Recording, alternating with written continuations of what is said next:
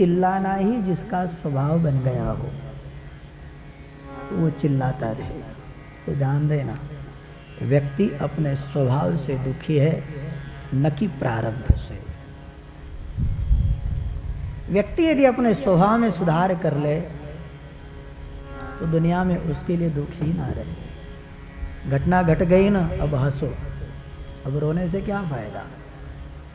ये घटना ऐसी ना बने उसके लिए आप प्रयत्नशील रहना चाहिए था, लेकिन बन गया ना, तो जो हुआ अच्छा हुआ, जो हो रहा अच्छा ही है, जो हुआ अच्छा, जो हो रहा अच्छा होगा, जो अच्छा ही होगा, ये नियम सच्चा। इसलिए व्यर्थ ग्लानि से भरा आंसुओं को धो रहे, अजन्मा है मेरा आत्मा, भय में जीवन खो रहे, खो रहे। व्यर्थ चिंतित हो, व्यर्थ दर्द रो रहे, अजन्मा है मेरा आत्मा, भय में जीवन खो रहे, खो रहे। व्यर्थ चिंतित हो, व्यर्थ चिंतित हो, व्यर्थ चिंतित हो।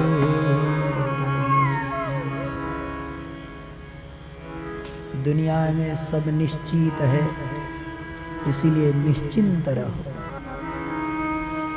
दुनिया में सब निश्चित है, होना निश्चित है, वही होगा। आपको लगता है कि हमने उसको धोखा दिया इसलिए इतने रुपए का लाभ हुआ, उस दिन आप किसी को धोखा भी न देते तो उतने रुपए का लाभ होना था। दुनिया में सब बातें प्रारब्ध से होती है, इसलिए सत्संग से लाभ उठाए, फ्रेश रहे।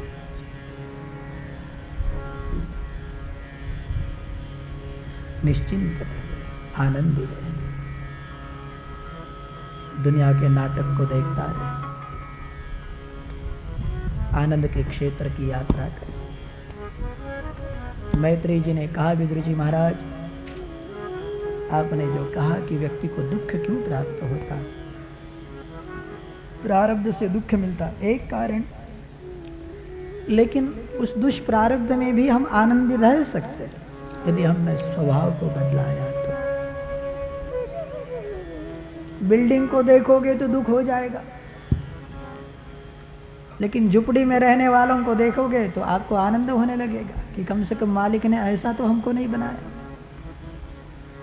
लेकिन किसी की 10 मंजिला देखोगे तो आप दुख महसूस करोगे कि हमारी कब बनेगी ऐसी। लोग प्रारब्ध से दुखी नहीं, वरन उनके स्वभाव के कारण दुखी।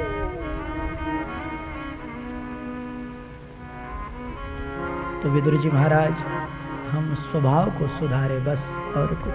सुखी होने का एक ही उपाय है, हम अपने स्वभाव में परिवर्तन करें।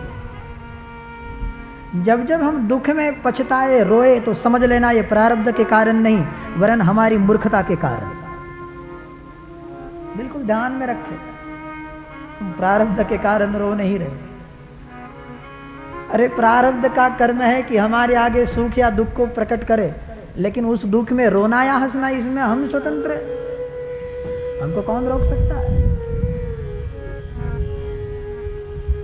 तो सुखकृत कर्म करे सब लोगा,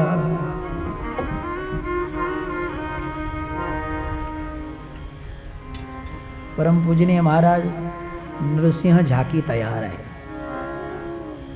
उनको पता है 6 बज गए, और नृसिंह भगवान कब आते मालूम है?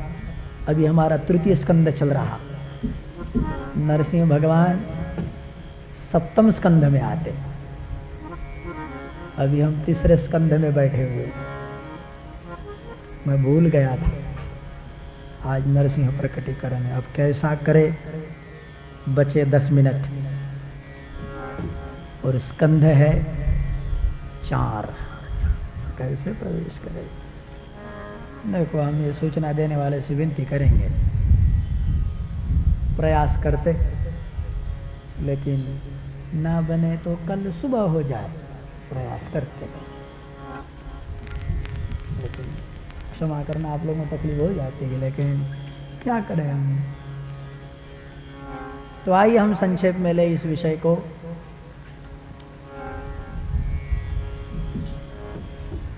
दूसरी बात पूछा कि महाराज परमात्मा ने सृष्टि की रचना कैसे की। द्वितीय स्कंध में आप सृष्टि की रचना को सुन चुके। संक्षेप में पुनः वही नियम कि जो था उसमें अहंकार जागा, मैं हूं की जानकारी हुई, और उसी है से एक संकल्प का निर्माण हुआ, एको आम बहुत श्याम। उससे 3 गुणों की उत्पत्ति हुई, तामस, राजस और सात्विकी। तामस अहंकार से पंचतत्व और पंच तन्मात्रा का जन्म हुआ, राजस अहंकार से 10 इंद्रियों का प्रादुर्भाव हुआ, और सात्विक अहंकार से उनकी देवताएं प्रकट हुई। जैसे कि त्वचा का वायु गुण है, इसलिए हमारे भीतर जो हम तिलक धारण करते, तो इंद्रिय द्वार झरो का नाना, जहाँ तह सुर बैठे करी खाना। हम अपने शरीर में भी देवताओं की कल्पना करते, और उन देवताओं का हम पूजन करते। शरीर के भीतर भी हम जो तिलक धारण करें, तो सात्विक अहंकार से इंद्रियों के देवताओं की उत्पत्ति हुई। पंच तत्व पंच तन्मात्रा 10 इंद्रिय 20 मन बुद्धि चित्त और अहंकार, ये 24 तत्वों से एक शरीर बना, और वो पानी में जब गिरा नारायण हुआ, इसलिए उसका नाम नारायण हुआ। उस नारायण के नाभि से कमल का प्रादुर्भाव, कमल से ब्रह्मा, और ब्रह्मा जी को आदेश हुआ आप सृष्टि की रचना करो। तब ब्रह्मा जी ने, सृष्टि के पूर्व में मानसी सृष्टि थी, उसके पश्चात मंत्र सृष्टि का निर्माण हुआ, और उसके बाद मैथुनी सृष्टि का निर्माण। तो पूर्व काल में मैथुनी सृष्टि नहीं थी, इसलिए आप भौतिक विज्ञानी यदि रजवीर्य का कहीं प्रक्षेप लगाना चाहे तो यह संभव नहीं होगा। उस समय मानसी सृष्टि थी। जैसे कि मानधाता का जन्म हुआ, किससे हुआ? नारी से नहीं, युवनाश्व से, पुरुष से। अब आप कहेंगे कि ट्यूब बेबी का प्रयोग वहां लगा दोगे, तो ऐसे कोई प्रयोग हुआ होगा, आप कर सकते, लेकिन पता है कोई रजवीर्य का संबंध नहीं था। ये मंत्र सृष्टि थी। मंत्र पूरित युवनाश्व ने जल पिया, यह आपको मानना होगा। कालाय तस्मै नमः। भौतिक विज्ञान को मानने वाला ये कलिकाल है, लेकिन एक समय में अध्यात्म विज्ञान भी प्रगल्भ था। तो भौतिक विज्ञान की एक सीमा है, और अध्यात्म विज्ञान मन और वाणी से परे है। जो केवल साधना से संभव है। इसलिए भौतिक विज्ञानी यदि इसको संभव करना चाहे तो उसको अध्यात्म में पहले उतरना होगा, उसके पश्चात उसको यह अनुभव हो सकेगा कि तुकाराम वैकुंठात कसा गेला सरळ, ये भौतिक विज्ञान से सिद्ध नहीं हो सकता। तुकाराम विमानात बसून कसे गेले,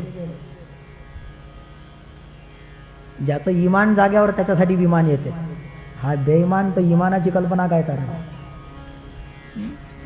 वो कैसे आ सकता है। इसलिए भौतिक विज्ञान को आह्वान है कि आप अध्यात्म विज्ञान में एकदम ना कहे कि ये बात हो ही नहीं सकती। अरे दूरबीन का भी एक दायरा होता। जब विश्वरूप दर्शन हुआ, अर्जुन को कहा गया कि भाई दिख रहा पिक्चर देख, नाना विधानी दिव्यानी नाना वर्णाकृति नीचे देख, तो अर्जुन ने कहा बोले केवल साउंड सुनाई दे रहा है महाराज, पिक्चर नहीं आ रहा टीवी पे। तो भगवान को कहना पड़ा कि न तुमाम शक्य से दृष्टु, तू तेरे चर्म चक्षु से नहीं देख सकता, तो ले मैं तुझे दूरबीन दे रहा हूं, दिव्यम ददामि ते चक्षु पश्चिम योगम ऐश्वर्यम।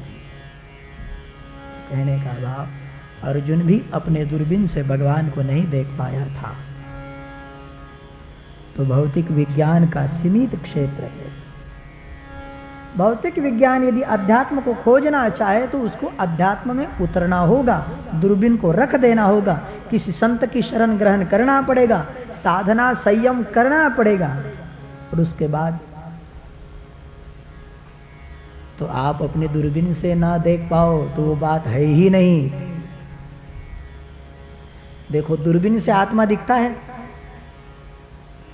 दूरबीन ने अभी तक किसी विज्ञान ने आत्मा को सिद्ध नहीं किया, बहुत प्रयास किया, लेकिन आत्मा, मन आपने देखा है, लेकिन क्या मन नहीं हमारे भीतर? भूख को आपने देखा है? दीठा नहीं कधी एने भूख ने, भूख ने जोया तू, भूख दिखती है। किस विज्ञान से भूख को देख सकते हो, लेकिन भूख क्या लगती नहीं? क्या मन के तरंग, मन के भाव दूरबीन से देख सकते हो?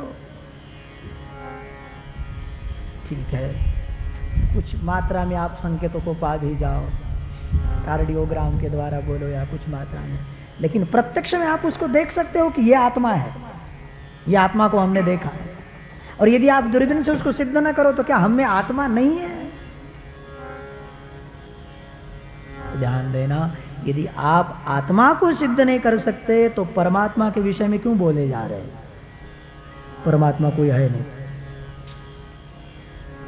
इसलिए भौतिक विज्ञान का एक क्षेत्र है और अध्यात्म विज्ञान ये दूसरा। तो सृष्टि के पूर्व में, हम संक्षेप में कहेंगे, सृष्टि के पूर्व में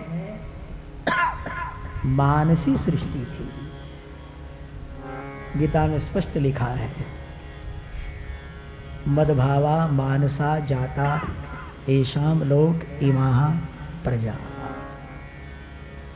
तो सबसे पहले ब्रह्मा जी ने 4 बालकों को प्रकट किया अपने हृदय से, और उनका नाम है सनक, सनंदन, सनातन, सनत कुमार।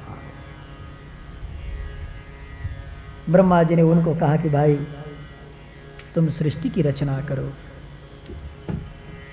लेकिन सहज सात्विक थे तो उन्होंने सुनाया कि ये बात नहीं हो सकती। तो कहते हैं ब्रह्मा जी रजोगुणी रहने से उनको क्रोध आया, और उनके क्रोध से भ्रुकुटी से जो जन्मा उसका नाम है रुद्र, संक्षेप में कहूंगा। और रुद्र से, रुद्र को कहा कि तुम सृष्टि की रचना करो। रुद्र रचना करने लग गए, लेकिन भूत प्रेतों की रचना हुई, और रचना में जब शैतानी आती तब कौन सुखी हो सकता है? इसलिए ब्रह्मा जी ने कहा रुद्र तुम अपने फैक्ट्री को रोक दो। गवर्नमेंट ने भी कहा कि 1 किंवा 2 पुरेत, आता पुष्कळ झालं, सर्व भूतच भूत नको। अशिक्षित बेकार ठीक आहे, पण सुशिक्षित बेकार कसे? अशिक्षित माणूस बेकार असू शकतो, पण हे सुशिक्षित बेकार झाले, जास्त झाले, आता नकोय। न तुकाराम आ रहा, न विवेकानंद आ रहा, न कोई ये आते दिखाई जब नहीं दे रहे तो कहते कि अब रोक जाओ, अब नहीं चाहिए। ब्रह्मा जी को कहना पड़ा रुद्र से कि अब नहीं। और तब सृष्टि का फैलाव कैसे हो। तब ब्रह्मा जी ध्यान मग्न अवस्था में बैठे थे, उसी समय उनके दाएं शरीर से एक पुरुष ने जन्म लिया और बाईं ओर से एक स्त्री ने जन्म लिया। स्त्री का नाम है शतरूपा और पुरुष का नाम है मनु। मनु और शतरूपा को कहा गया कि आप सृष्टि की रचना करें, लेकिन उस समय चारों ओर जलमय धरा थी। जैसे ब्रह्मा जी के मानस पुत्र मनु शतरूपा माने गए, इसी तरह इस सृष्टि का आदि में कश्यप और दीति ये भी उतने ही आदि माने गए। असमय में समागम के कारण इनको जो पुत्र प्राप्ति हुई उसका नाम है हिरण्याक्ष, हिरण्यकशिपु। और हिरण्याक्ष ने इस पृथ्वी को कहीं उठाकर ले गया था।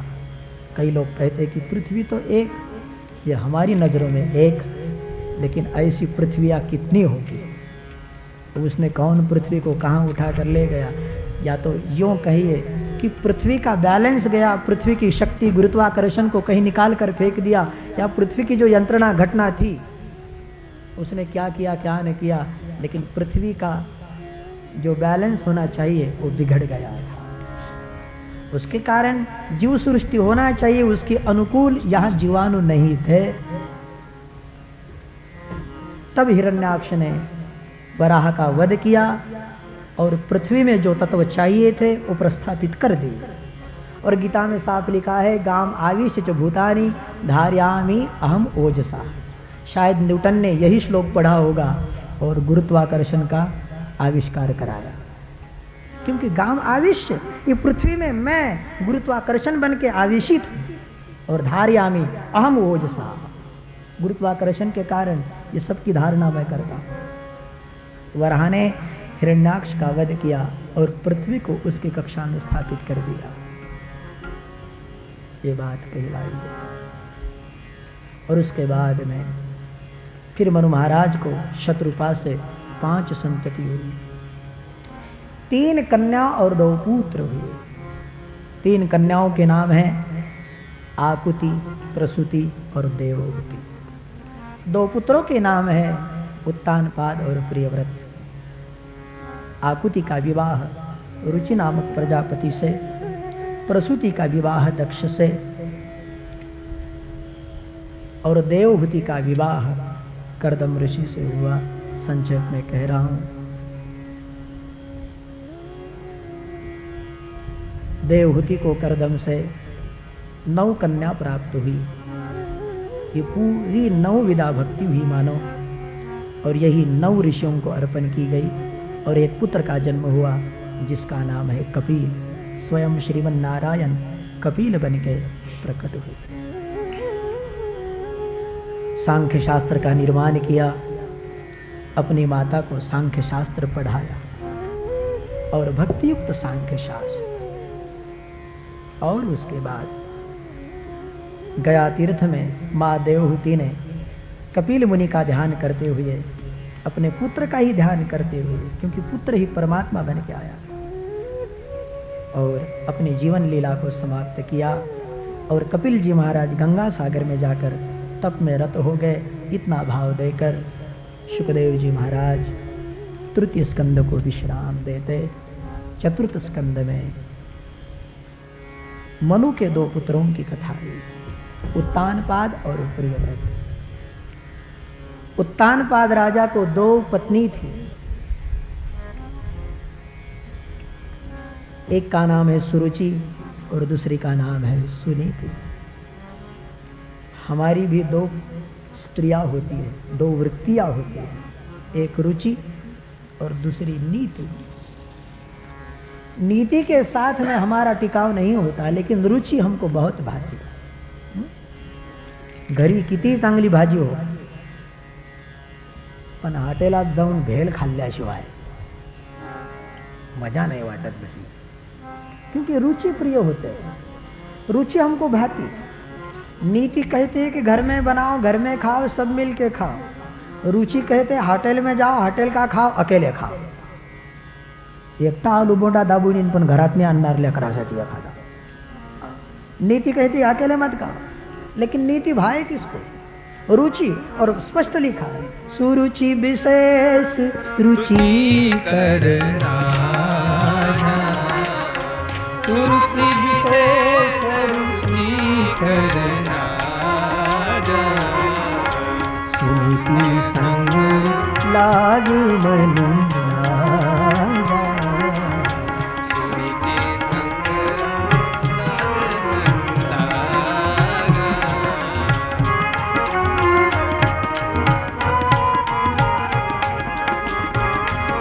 राजा. ऊर्ध्वपाद के भई दौरानी, साधु सुनीति सुरुचि अभिमानी.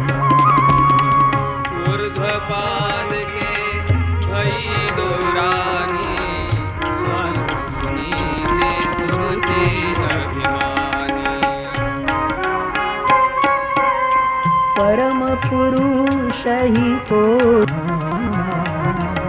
परम पुरुष ही कोटि प्रणामा, जो ही क्रीड़ा सब रखी सृजी. जही क्रीड़ा सब रखी सुधिका. तो उत्तानपाद को दो नारी आती, एक सुरुचि और दूसरी सुनीति. सुनीति का पुत्र ध्रुव हुआ, और सुनीति को तो घर निकाला कर दिया था उत्तानपाद ने, सुरुचि के साथ बैठता. एक दिन सुनीति का पुत्र ध्रुव अपने पिता के गोद में आकर बैठ गया, और सुरुचि को ठीक न लगा. सुरुचि ने कहा ध्रुव, आज तुम पिता की गोद में बैठे हो, कल इस राजगादी पे बैठने का प्रयास करोगे. ध्रुव, अगर तुमको बैठना है, इस गादी पे बैठने की इच्छा है, तो वन को जाओ, तप करो, भगवान की प्राप्ति करो, और भगवान से वर मांगो कि मेरा होने वाला जन्म सुनीति के उदर से नहीं बल्कि सुरुचि के गर्भ से हो. तुम मेरे पुत्र बनो तो इस गादी पे बैठने का तुम्हें अधिकार है, लेकिन तुम अभागे हो कि तुमने सुनीति के गर्भ से जन्म लिया.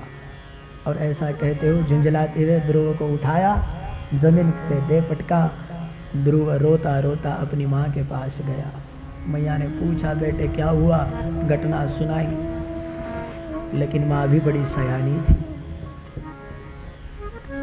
दूसरी माँ होती तो कहती थी कि तू काहे को मरने गया वहां, मुझे तो पता है ना वे लोग हमें चाहते ने क्यों गया. लेकिन नीति कभी झगड़ा नहीं कर सकती, और जिसमें सुनीति थी उसने कहा, पुत्र माँ तू जो कही तो ही. बेटे, तेरी माँ ने कितना सुंदर कहा, यदि तुझे आसन पे बैठना है तो वन को जा, तप कर, भगवान की प्राप्ति कर, और फिर बाद में उसके गर्भ से जन्म लेने की जरूरत क्या है. तुम देह पिता को नहीं वरन अपने परम पिता को पा जाओ. देह पिता के गोदी में बैठने में इतना आनंद, तो परम पिता जो तुम्हारे आत्म पिता है उसके गोदी में बैठने का आनंद लो बेटे. और वो सुनीति का पुत्र था, उसने जटा बांधी, कमर कसी, मृगछाला ली, कमंडलो हाथ में लिया, मैया के चरणों में प्रणाम किया, बोले ध्रुव तू हाँ मैया आशीर्वाद दे, और गए. वन को जब जाने लगे, आसन लगाया तो पीछे से आवाज आई, बेटा ध्रुव. ध्रुव ने सोचा, एक माँ गई, ये बेटा कहने वाला कौन. तो एक माँ गई, लेकिन ये गुरु माँ आई. नारद जी महाराज आए, बेटे एक माँ तन को पुष्ट करती और गुरु माता उसके मन को पुष्ट करती. द्वादशाक्षर मंत्र प्रदान किया, ओम नमो भगवते वासुदेवाय, समष्टि की धारणा पढ़ाई, और ध्रुव बैठे प्रभु का ध्यान करने लगे. ओम नमो भगवते वासुदेवाय. सब गाइयो. ओम नमो भगवते वासुदेवाय. ओम नमो भगवते वासुदेवाय. ओम नमो भगवते वासुदेवाय. ओम नमो भगवते वासुदेवाय। ओम नमो भगवते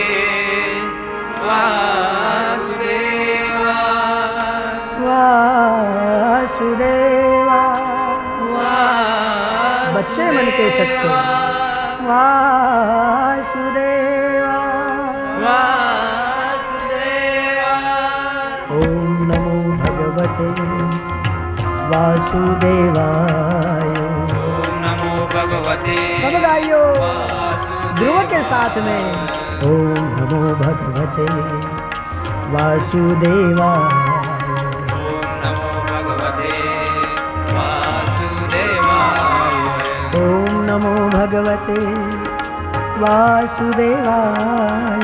ओम नमो भगवते वासुदेवाय। ओम नमो भगवते वासुदेवाय। ओम नमो भगवते वासुदेवाय। ओम नमो भगवते वासुदेवाय। ओम नमो भगवते और चल रही ध्रुव की तपस्या, चल रही तपस्या ध्रुव। वासुदेवाय। ओम नमो भगवते। पहले कंदमूल फल खाते थे, छोड़ दिया। ओम नमो भगवते। जल पीते थे, छोड़ दिया। और अब श्वास लेते थे, श्वास को भी छोड़ दिया। और समष्टि की धारणा में श्वास को छोड़ दो तो पूरी दुनिया की सांस लेना बंद हो गया। ध्रुव ने समष्टि की धारणा की और जब सांस लेना बंद कर दिया तो दुनिया में बहने वाली वायु बंद हो गई। सारे अकुलाने लगे, देवता लोग दौड़ने लगे, हे नारायण, हे भगवान विष्णु, क्या प्रलय हो गया, क्या प्रलय होने जा रहा है महाराज। वायु बंद हो गई, सांस लेना बंद हो गया। भगवान श्रीमन्नारायण जान गए ध्रुव की तपस्या है। और उसी समय भगवान गरुड़ पे बैठ गए। वासुदेवाय। ओम नमो भगवते वासुदेवाय। ओम नमो भगवते वासुदेवाय। वासुदेवाय वासुदेवाय। और भगवान श्रीमन्नारायण ध्रुव के समक्ष प्रकट हुए। ध्रुव ने भगवान का दर्शन किया, आंख से आंसू झरने लगे, शरीर पुलकित हो गया, गदगद कंठ से स्तुति गाने को मन हो रहा है, लेकिन गाते नहीं आ रहा। तब नारायण ने ध्रुव के कपोल को शंख का स्पर्श किया और ध्रुव गदगद होकर परमात्मा की स्तुति गाने लगे। ध्रुव, यद्यपि तुम्हारी इच्छा नहीं है, लेकिन फिर भी मैं तुम्हें ऐसी गादी प्रदान करूंगा कि जो प्रलय के समय भी अचल होगी। और मालिक ने वरदान दिया, जाओ ध्रुव, तुम 11,000 वर्ष तक इस भूमंडल पे राज्य करोगे। ध्रुव के 2 पुत्र हुए, एक उत्कल और दूसरा वत्सर। उत्कल असंग था, वत्सर से ये ध्रुव वंश आगे बढ़ा।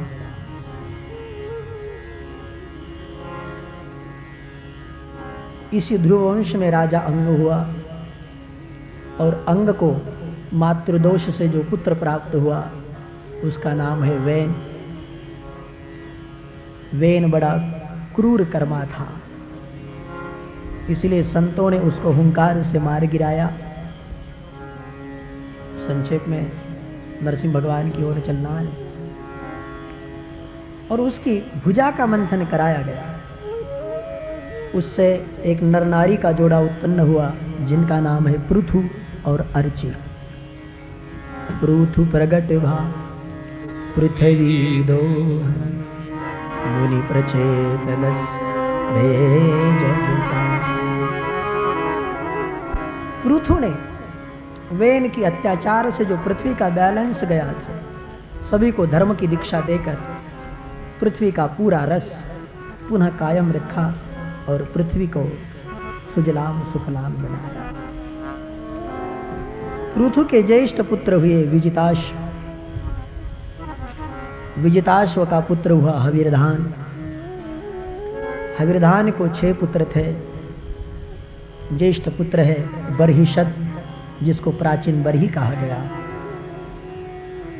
और इसी प्राचीन बरही को शतद्रुति से 10 पुत्रों का जन्म हुआ। आप कहेंगे ये काय हुए महाराज, मेरा वंशावळ सांगना शुरू। ये हमारा इतिहास है, हमारा पूर्वजों का इतिहास, या गप्पा नाहीत बरं। पूर्वी सांगायचे ना भाट लोक, याचा तो त्याचा तो। और ये परंपरा लिखने की जरूरत क्या थी? क्योंकि व्यास जी को पता है कि ये डार्विन वाले लोग हैं, ये डार्विन की उत्क्रांति ले आएंगे, अमीबा को अपना पूर्वज मान लेंगे, तो इससे बेहतर है कि मैं ये पूरी परंपरा को लिख के रख दूं। और इसलिए हमारे पूर्वजों की परंपरा है। तो प्राचीन बरही, उसको शतद्रुति से प्रचेताओं का जन्म हुआ, 10 पुत्र हुए। और प्राचीन बरही, इसका नाम बरीषद, लेकिन इसको प्राचीन बरही इसलिए कहा गया, इतना कर्मकांडी था, यज्ञ प्रेमी था, इसने पूर्व दिशा कुश से पाट दी थी। तब उसके कर्मकांड से परावृत्त करने के लिए देवर्षि नारद वहां आए और पुरंजन का आख्यान वहां सुनाया कि तुम अपनी आत्मा से प्रेम करो। पुरंजन आख्यान का मतितार्थ ये है। और प्रचेताओं का संकर्षण मंत्र के द्वारा वे परमात्मा में लीन हो जाते हैं प्रकरण देके। और विदुर जी महाराज मैत्रेय से विदा लेते हैं और इसी के साथ में बाबा जी चतुर्थ स्कंद को विश्राम देते हैं। भगत भूपन के चरित्र सुने, जो ये चतुर्थ स्कंद की कथा को सुनेगा तो उसको आयु गति भूति पाओ, उसको आयु मिलेगी, गति मिलेगी और कीर्ति मिलेगी। लिखते समय हमने एक भाव यहाँ धर दिया, भगत भूपन के चरित्र सुने, आयु गति भूति पाओ, मुरलीदास हरि चरण मन हो नेक दृढ़ भाव। हमने स्कंद के समापन पे और एक मांग लिया कि परमात्मा आयु गति भूति तो दे रहे हो, लेकिन मालिक तुम्हारे चरणों में प्रेम दे दो। इतनी आशाओं के साथ ये चतुर्थ स्कंद को विश्राम यहाँ दिया गया। पंचम स्कंद में मनु महाराज के ज्येष्ठ पुत्र प्रियव्रत का इतिहास कहा गया। प्रियव्रत के पुत्र आग्नेयद्र हुए, आग्नेयद्र से नाभि हुई, और नाभि से जो पुत्र हुआ वे जैनों के आदि तीर्थंकर, जिसका नाम वृषभदेव है। वृषभदेव का विवाह इंद्रपुत्र जयंती से विवाह। और वृषभदेव को कितने बेटे हुए मालूम है? 100 पुत्रों की प्राप्ति हुई। मनाल महाराज आजकल पाहिजे होता 1 किंवा 2 पुरेचा जमाया, 100 पुत्र। लेकिन ऐसे पुत्र हुए जिसमें 9 योगीश्वर बने, और इनमें ज्येष्ठ पुत्र थे भरत। और ये भरत भी जब गोमती के किनारे आए, गंगा किनारे, तब गोमती के किनारे एक हरण में आसक्त हुए। ये कथा सब आप लोग जानते हो। हरण में आसक्त होने के कारण एक मृग में हरिण ने कहा था कि हरि न, मैं हरि नहीं हूं, हरि। लेकिन हरि को छोड़ दिया और हरण में आसक्त जब हो गए, तब जब जन्म हुआ तो गए थे मानव कि देव बनने के लिए, लेकिन मानव से पशु बन गए। इसलिए मृत्यु के समय कर्तव्य सभी को दो, लेकिन प्रेम परमात्मा को दो, इस आशय से हमने पढ़ना चाहिए। और कहते हैं जब इनका जन्म हुआ तब हरण की गर्भ में, तब एकाकी रहने लगे, अपने प्रारब्ध का क्षय किया, गोमती में उसका प्रक्षालन किया। और उसके बाद में हरण का जब शरीर उसने छूटा, मृग शरीर छूटा, तो फिर भरत बन के आए, एक ब्राह्मण के घर में आए। और तब तो वे कुछ भी झंझट में गिरना नहीं चाहते थे। ब्राह्मण के घर में थे, लेकिन गायत्री मंत्र भी नहीं पढ़ा। न पुण्यम न पापम न सौख्यम न मंत्रो, न पुण्य न पाप न मंत्र न तीर्थ न अच्छा न बुरा, और सबसे परे होकर जड़ भरत जी महाराज केवल परमात्मा में, अपनी आत्मा में प्रीत करने लगे। गायत्री मंत्र तक नहीं पढ़े। इसलिए सब लोग कहते थे कि ये मूर्ख आदमी है। उसको कहते थे जाओ खेत में वो मेड बांध के आओ, तो वहां खड्डा खुदा कर आ जाता। चांगलं केलं तो लोक अजून काम सांगते म्हणून वांगलं करून द्यायचे। लोग बोलते थे मूर्ख आदमी। और कहते हैं उसको घर से निकाल दिया गया, और वे ही जड़ भरत अपनी मस्तराम वृत्ति में बैठे रहने लगे। एक दिन सिंधु संवीर देश का राजा रहुगन वहां आया। और उनके साथ में उसकी भेंट हुई। और जब देखा कि ये तो पागल नहीं परमहंस है, तब उनसे ज्ञान लेने लगे। आदि आदि कथानक इस पंचम स्कंद में दिया गया। और कहते हैं उनसे पुनः ज्ञान प्राप्त किया। फिर भूगोल का ज्ञान इसमें आया पंचम स्कंद के अंत में। हाँ, खगोल का भी ज्ञान आया, किस ग्रह का कितना अंतर है ये सब का वर्णन, किस ग्रह का क्या स्वभाव है ये सारा वर्णन यहाँ आया गया। शिशुमार चक्र का वर्णन इसमें आया और भवाटवी का वर्णन करा के, और अंत में नरकों का भी वर्णन किया गया और पंचम स्कंद को विराम। षष्ठम स्कंद के आरंभ में परीक्षित ने पूछा महाराज नरकों से छूटना हो तो क्या करें? तो इसी आशय में अजामिल की कथा छठवें स्कंद के प्रारंभ में कही गई कि अजामिल कितना पापी था, लेकिन केवल भगवान का नाम उच्चारण करने से। तुम कितने पापी हो महत्व का नहीं, लेकिन प्रभु का नाम लो। तुझे नाम आले धारा भले, तुझे नाम आले अंतरंगी बाजयंगी मन हर तुझे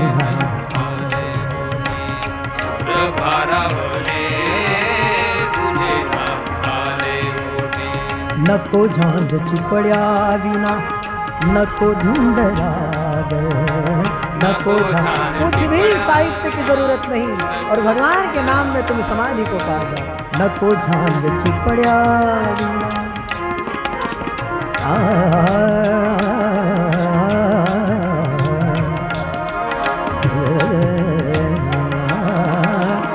न को झांझ चिपड़िया बिना न को धुंधला, धोपे तही विवेकाला, धोपे तही विवेकाला, आहे तुझे आले हमारा भले, तुझे नाम आले सुरभारा भले, तुझे नाम आले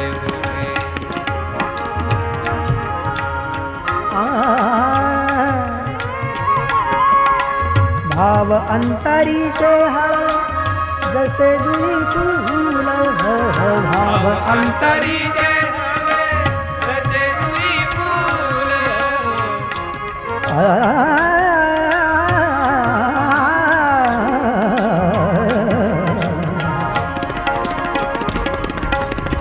द द द द रे ध सा रे रे ग ग ग ग ग ग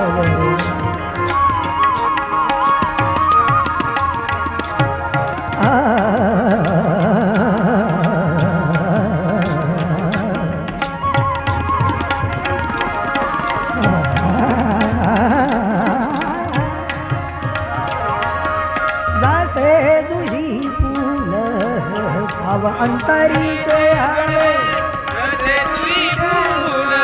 स्वतः चात सुगंधाची, स्वतः चात सुगंधाची, स्वतः लाच भूल, तुझे नाम आले उडी सुरभारा भले, तुझे नाम आले उडी सुरभारा भले, अंतरंगी बाज अंतरंगी बायंगी मन हर भले, तुझे नाम आले सुरभारा भले, तुझे नाम आले, तू ही नाम तारण सब काज तारण, धरो उसका धारण निवारण करेगा, धारण करेगा, उसी का नाम तरन तारण कराने वाला। तू ही नाम तारण धरो उसका धारण निवारण करे, न था दात पिता को दिया दूध माँ को, खबर है खुदा को खबर हो मरेगा, खबर है खुदा को खबर मरेगा, तेरा ढूंढ सीना मिटा दिल का जीना, जीने पेट जीना वो आपे भरेगा मुरादम कहे जो, मुकद्दर की अंदर जीने का तुम्हारा नतारा करेगा, जीने का तुम्हारा। तू ही नाम कारण सब राधे काज कारण धरो दारण निवारण करेगा नता पिता को दिया दूध माँ को खबर है खुदा को खबर हो मरेगा तेरा ढूंढ सीना मिटा देगा जीने पे जीना वो आके भरेगा मुरादम कहे जो मुकद्दर की अंदर जीने कान तुम्हारा तारा करेगा जीने कान तुम्हारा करेगा जीने कान तुम्हारा करेगा जीने कान तुम्हारा करेगा जीने कान तुम्हारा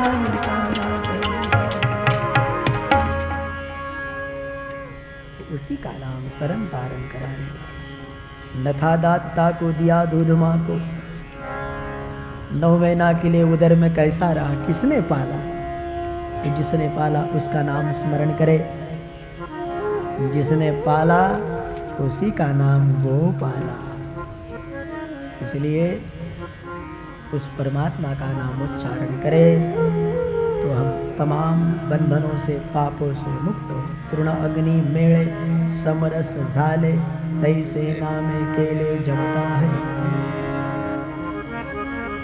अजामिल का आख्यान दिया गया लेकिन समय के अभाव में हम इस आख्यान को भी प्रणाम करते हैं और उसके बाद में दक्ष को प्रसूति से जो संतति हुई उनका आख्यान दिया गया दक्ष को हजारों पुत्रों